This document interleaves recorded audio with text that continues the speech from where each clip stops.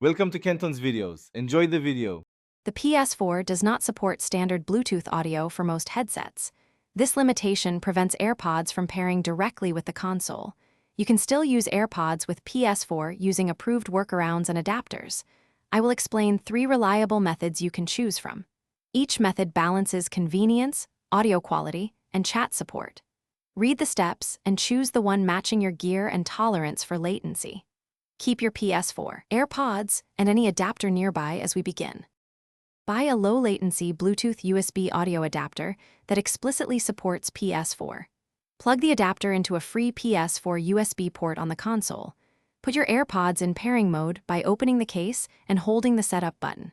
Follow the adapter pairing steps until it shows connected to AirPods. Adjust Ps4 audio output to USB headset in settings, then to output to headphones, all audio. If the adapter lacks mic pass-through, connect a headset mic to the controller 3. Install Ps4 Remote Play on your PC, Mac, Android, or iPhone and sign in. Connect your AirPods to that device and start Remote Play to stream console audio and video. This method supports chat when you route microphone and party audio through the app.